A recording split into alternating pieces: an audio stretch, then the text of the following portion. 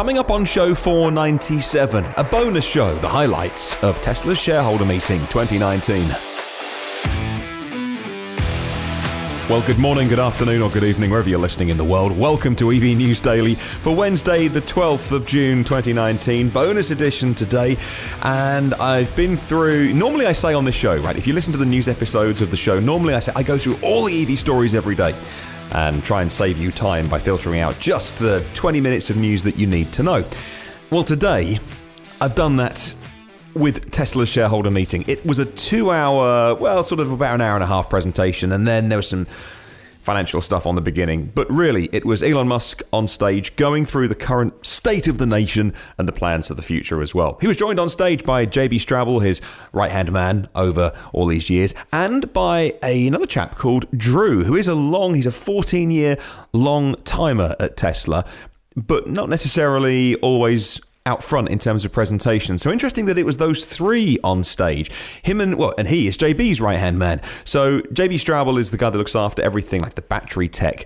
Drew works with him, and so it's interesting that maybe JB is going to be taking a break sometime soon, or maybe moving on to other things within Tesla. Look, this is all speculation, just based on the fact that they introduced JB's right-hand man to the wider public and press, and raising his profile. It could be absolutely nothing to do with what I just speculated, but curious that it was those three on stage.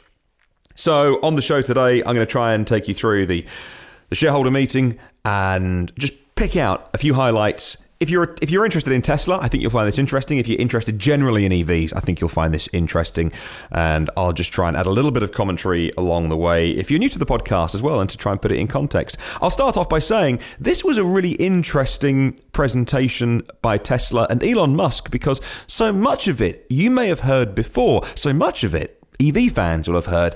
And some of it was pretty basic as well about charging and the benefits of driving an EV. So I think this was very much done for the benefit of the wider public who are becoming interested in EVs now, and the wider investors. This was, after all, a shareholder meeting. So I think this was aimed.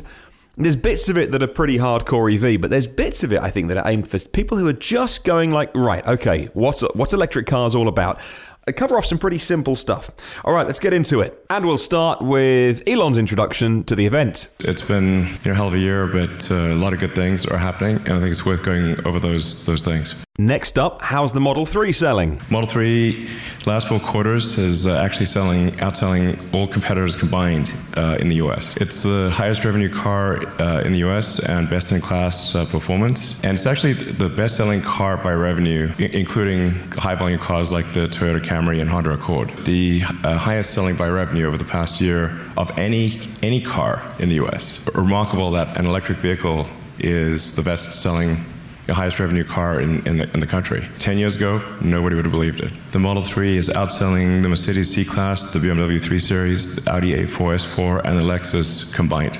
We already heard that it's selling more than any other car in the US, so no surprise that it's selling more than its competitors combined. How do you think it feels to be over the road making those cars? Do you think they're taking electric cars seriously now? It was quite clear that Elon was actually having a bit of fun at this event, and the first of many jokes came at the expense of a car that's had a rough start to its life. The Audi e-tron was delayed. Now it's been recalled because of a possible thermal runaway event with its battery and water ingress, and I'm sure Audi are just an abundance of caution on that. He makes reference as well to what's a pretty common joke online. If you take the name e-tron and you put an accent above the E in French, it's not particularly complimentary. We also have the most energy efficient cars in the world. Yeah, I don't want to pick on the e-tron, but it's there's room for improvement. So, e-tron.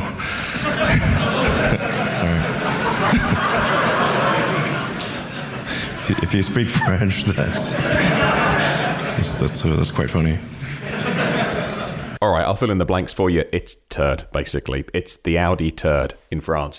The social accounts of Audi that I've seen have stopped replying to people when people started to point this out and going, are you sure you've thought this through?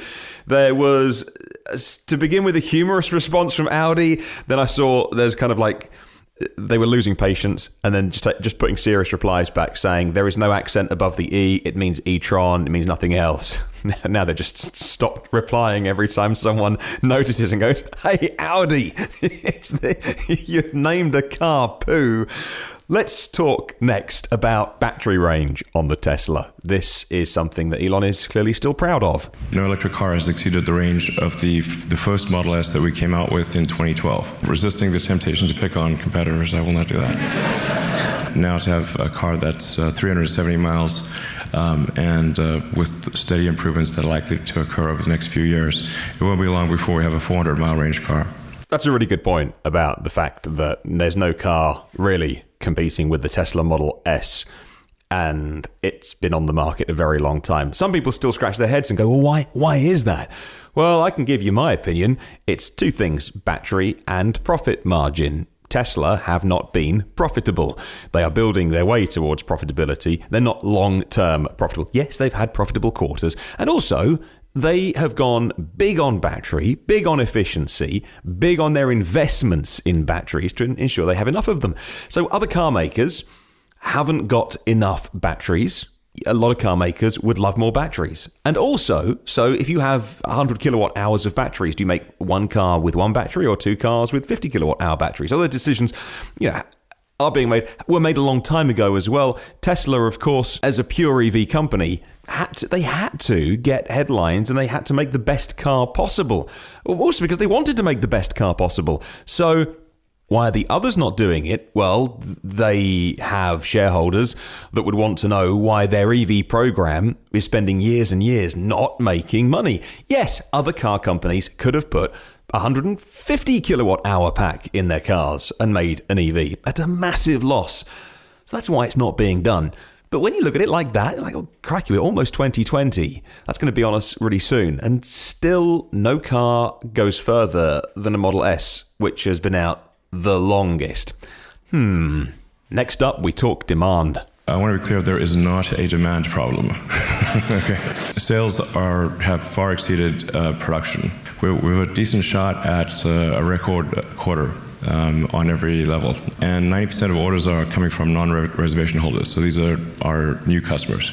90% of all orders are coming from non-reservation holders is really significant. Okay, let's move on. And next, Elon's talking about the type of people who are buying Teslas.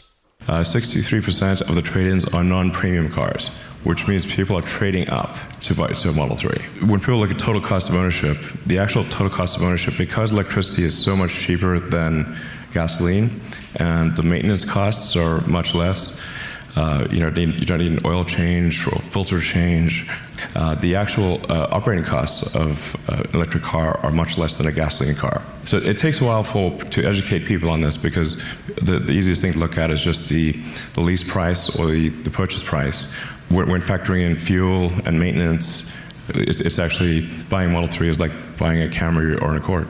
That goes back to what I said at the beginning of the show about how bits of this presentation were really pretty basic, and that's one of them.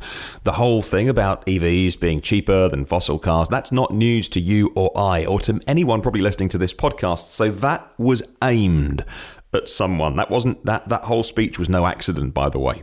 And then it was backed up by this talk about how many places are banning fossil-fueled cars in the coming years. You can see one country after another is putting dates on banning gasoline and diesel cars.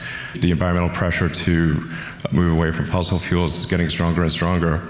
Basically mad to buy a fossil fuel powered car at this point. Its long-term resale value will be less and less. Clearly we're headed towards electrification. Clearly we're headed towards autonomy. That's the kind of car you want to get. So I think this is, people are starting to realize this. And again, more of that basicness about resale values, residual. You and I know all of this already. Who wants to be sitting on a fossil car in a few years' time? So again, that was aimed at someone. Right, let's talk next about the Model Y. And you know what I love about this is Elon still talks about the S3 and the X. in the way that it should be spelt out. It's a small point, I know. I'm a pedant. Here we go, talking about the Model Y design and the efficiency of it. Probably demand for the Model Y will be greater than the S3 and X combined. We put a lot of effort into the efficiency of the car, getting an incredibly low drag coefficient. We might be able to get the drag coefficient actually lower than the 3, which will be is quite unusual. And the car has a lot of room inside. It's I think like a good sense of design or a good design principle is if the car looks bigger, it feels bigger on the inside than it looks on the outside. That is a good design. So again, a reference there to the Model Y being a bit of a TARDIS. Next, when will they start to make the Model Y? And this got a round of applause. We expect to hit volume production towards the end of next year. Internally, we're aiming for sooner than that, but we want to have some margin on that timing. So fall production, that's volume production next fall, let's say by the end of next year, if we factor in Elon time. And he is trying to be better at giving accurate forecasts, but you can imagine that, as has happened with every other model, Tesla staff will be the first to get the Model Y, and then production will start earlier than fall next year, which is huge, which is this time next year. It'll be in production this time next year. Of course, mostly built on Model 3 bits. Except they know that the demand is going to be off the charts because that crossover style SUV is so popular. Okay, let's move on. And I'm going to play you a long clip next, but this is really interesting. It's about battery technology, gigafactories, and this is where he brings in JB Straubel on stage as well. So, I'm a battery geek. I love not only the EVs, but how they run as well. So I'm going to play you a longer clip here because, heck, I find it interesting. I remember when we were doing the calculations for battery capacity, and we're we need more batteries than all of Earth is currently producing.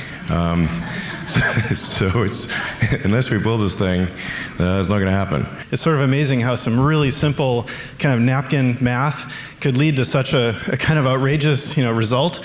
As you just said, we basically did the quick math and looked at, okay, we're going to build so many 100,000 cars per year and this many kilowatt hours per car, therefore 35 gigawatt hours of cells per year. Well, that's a huge number, and it was actually more than the entire world was producing for all applications, cell phones, computers, cars, everything, just a few years before that. This isn't going to work unless we build an entire new facility to solve this ourselves. This was basically, I think, 5 slides. We showed a picture of a factory in the hills and said to investors, we need money to build this thing. And they gave us the money, which was cool. And we built it. Yeah, we built it. And it happened. There it is, right there. It's really giant, and it's getting bigger. 35 gigawatt hours of capacity potential at Giga right now, and then we're about sort of 70 or 80% of that capacity has been realized. So I think there was a bit of confusion earlier this year because Panasonic said there was 35, and there's technically yes, but it's not 35 at max capacity yet. But it will be probably, I don't know, end of this year or next or early next. It's also lowest cost per kilowatt hour. It's half of all global EV battery production.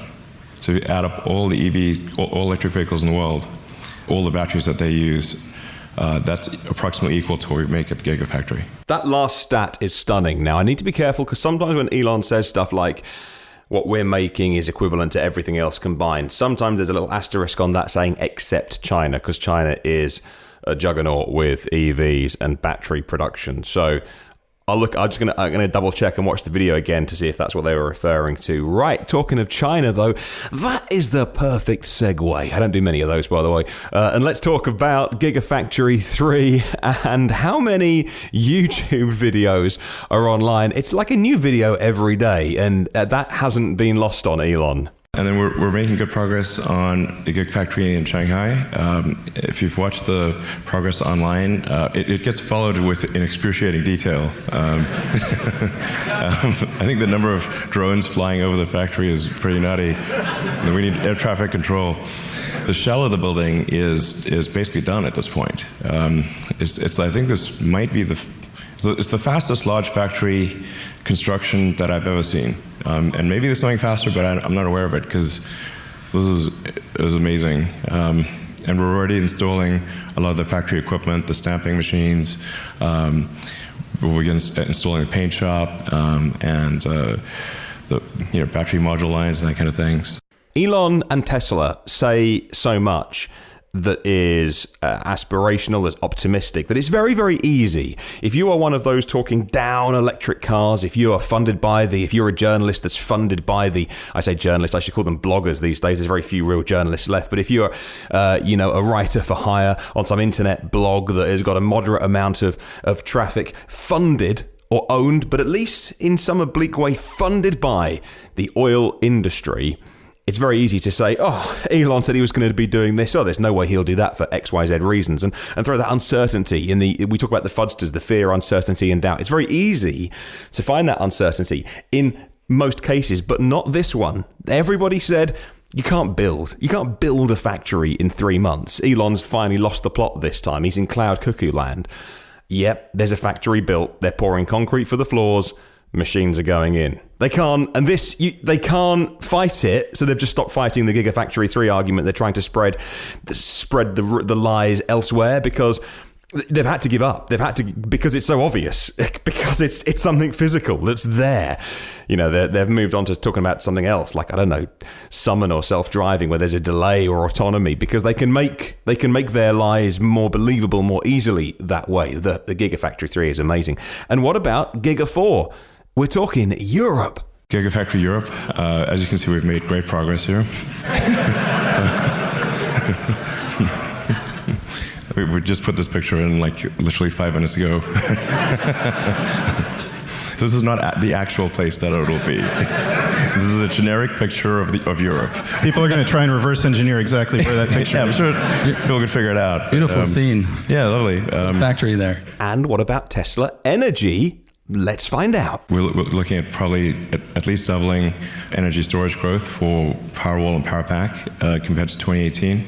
Internally, we have a bigger goal than that, but I think we can at least double it. And we're installing the solar roof in 8 states. We're about to complete version 3 of the solar roof. So if you were hoping to get the solar roof sometime, good to hear an update on that, because it's sometimes forgotten about as well in the general discussion. It's a mind-bogglingly complex problem to fix, as always. They launched it and went, look what we've made. They hadn't actually made it, so then they had to go and work out how to do it. But look, since day one, that's what they do. That's how they work. It's how so many tech companies work as well. They release beta products and then work out how to do it. But they are shipping, and they're working it out. Now, let's turn the subject to when you're on the move. When you are on the move, doing road trips, you are thinking about charging, and if there is a problem, all cars are machines, and all machines will break one day. How do you get them fixed? Well, Elon spoke to that. We got the version 3 supercharger, 75 miles in 5 minutes capability, 250 kilowatt system. When 250 kilowatts are charging a really efficient car, the miles per minute is super good. We'll be publishing new maps for this supercharger deployment. This map doesn't even include all of the locations, but really the 2 critical factors we've found for sales in any given region, and the really obvious actually are: is there a service center within reasonable distance? And are there superchargers on all the routes that you'd like to take? We can map our sales to, basically people are just sensible. They're okay, you need to service your car and you need to be able to travel conveniently on long distance routes. And so wherever we've got that, our sales are good. We also have to have good consumer financing and make sure pricing is competitive, and also enabling Tesla to use other high-speed charging networks. So you have adapters for that. I'm actually really excited about our mobile service. We have mobile service vans that will come fix your car as soon as it breaks down. It actually will immediately send a note to Tesla Mobile Service, and will be on its way to fix the car. And so we're actually We trialed it in the Bay Area, and now I've extended it to the LA area and a number of others for tire repair. So we'll just come, the van will arrive, give you a new tire in half an hour, and you're on your way. And that's interesting because it does play into something that has stopped me buying a Tesla thus far. Not that I've got the money to, by the way. That's the number one reason, can't afford it. Number two reason, don't need one. Number three, reason 400, actually, I am nowhere near either superchargers or a service centre. So the thing about long journeys here in the UK, all my journeys, all the places I go would be covered by superchargers. So that kind of point is null and void. Service centres, as far as I know, I'm on the middle of the south coast. I'm pretty much equidistant from one in somewhere called Bristol and one in London. If you know of any that I could get closer to, I guess I could use a thing called Google and find myself, but maybe you want to tell me in the responses. You can email me anytime to this program, hello@evnewsdaily.com, or leave a comment on Facebook, and I put the show on YouTube as well, the audio only, if you want to leave a comment on there, which is nice and easy if there's a closer one for me to get to. It is a concern because you want to make sure that your cars are serviceable. Okay, right. Next, let's talk the hot topic of the pickup truck. The pickup truck, which we hope to unveil hopefully this summer. We spent a lot of time on design of the pickup truck. This is something that'll, if you're driving it down a road, just look like it came out of a sci-fi movie. So it'll be really cool, I think. The Semi, which we look forward to getting into production, hopefully towards the end of next year. A lot of this also is dependent on our ability to manufacture a lot of cells and make a lot of battery packs. There's not much point in adding product complexity if we don't have enough batteries. then it's complexity but without gain. We're matching the product rollout according to the scaling of battery production. That's really the main limiting factor.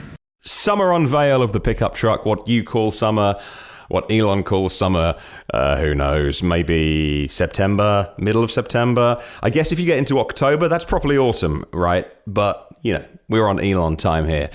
And that is a nice way to finish the show. He was definitely in a good mood, very jubilant, very relaxed. I think Elon spoke very well. I don't mean that to be, goodness me, patronizing or condescending, given my kind of background of 20 years working in radio. I'm not pretending that I'm an expert in speaking out loud, but Elon can certainly sometimes when he's public speaking, I think because people like that tend to have about 4 brains all working at once. And sometimes I think any one of the 4 brains forgets to communicate with the mouth. So they're super geniuses, and sometimes not always the best public speakers, where otherwise some people who are absolute dummies are pretty good at public speaking. Some people get to a pretty high office in certain countries by just being good at public speaking and gathering large crowds and attracting followers. I will mention no names.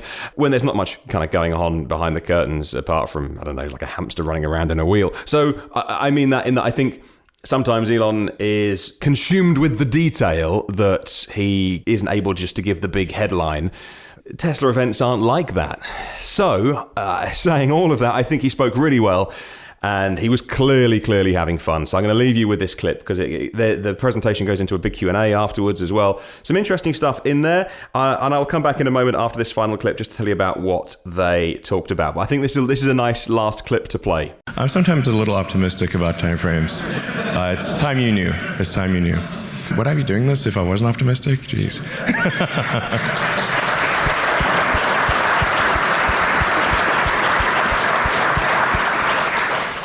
Well, thanks to Sean Mitchell from his All Things EV channel for putting comprehensive show notes for the whole hour and a half together on his YouTube channel. So things that I haven't included because they are of interest, but I don't think we need to be playing clips of the whole thing. Otherwise, just go and watch the whole hour and a half. He said they might get into the mining business. Then he sort of had half a smile. So I don't know if that was an Elon joke and I didn't get it, or that he was being serious. But they might get into the mining business. Battery and powertrain investor day is likely this summer and hopefully by the end of the year. Battery cell production to scale and price per kilowatt hour and full self-driving, the most strategic metrics, he says. I quote, "We don't want to let the cat out of the bag too much, but we want to get into large-scale production and cost per kilowatt hour lower and energy density higher." end quote, when talking about batteries and some of the Maxwell technology. Really interesting, the company that they recently bought. Tesla Insurance, he says they have a small acquisition to make and some software to write, but otherwise Tesla Insurance is very much still on the roadmap. The Tesla pickup to be more functional than an F-150 and better handling than a 911. I've heard this before.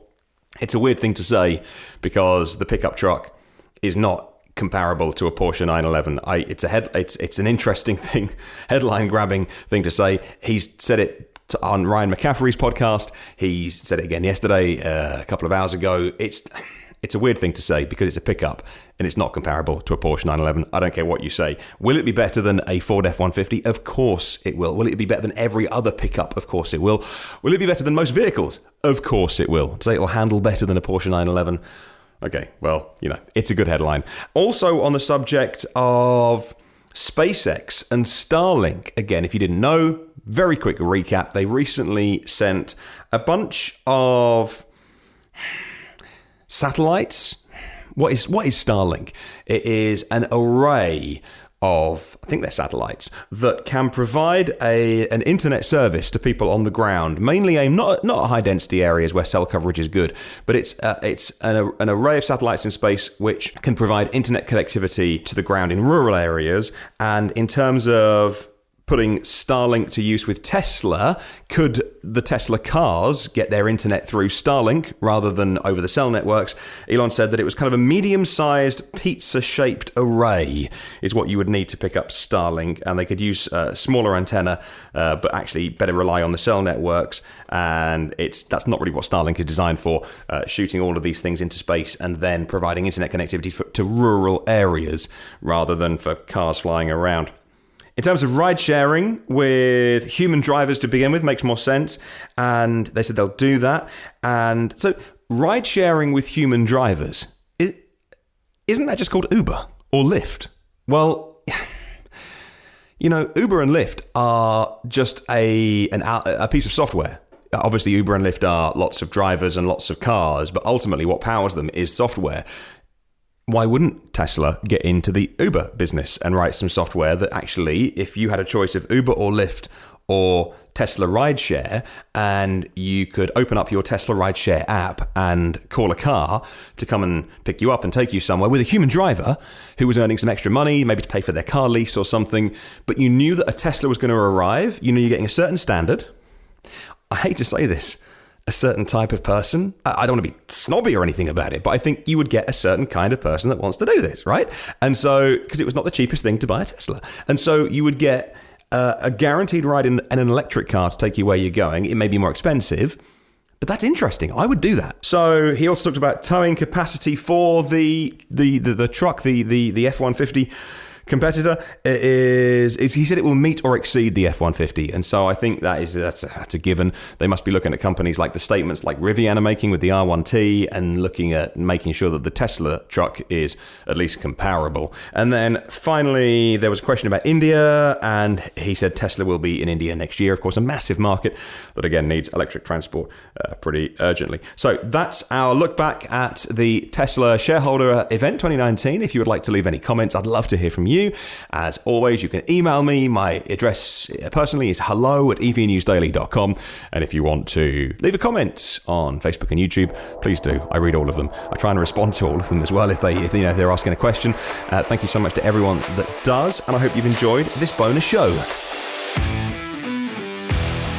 Time for the endy bit. Well, there are now 218 patrons, and I got some new names to read out as well on the regular show. Thank you very much. This show is funded, of course, by Patreon, patreon.com/evnewsdaily. 218 of those people keep this show going. If you want to see what it's all about, thank you as always to our premium partners, Phil Roberts from Electric Future, and Brad Crosby as well. Thank you, both of you, and a third to add very soon to that list. And if you want to get any of the previous shows, they are online, 495 of those previous shows to download instantly if you want to. You can get the new ones first and free and automatically by hitting subscribe on your podcast app, or even on YouTube if you want to. In the meantime, come and say hi on the social media by searching EV News Daily. Have a wonderful day. I'll catch you soon.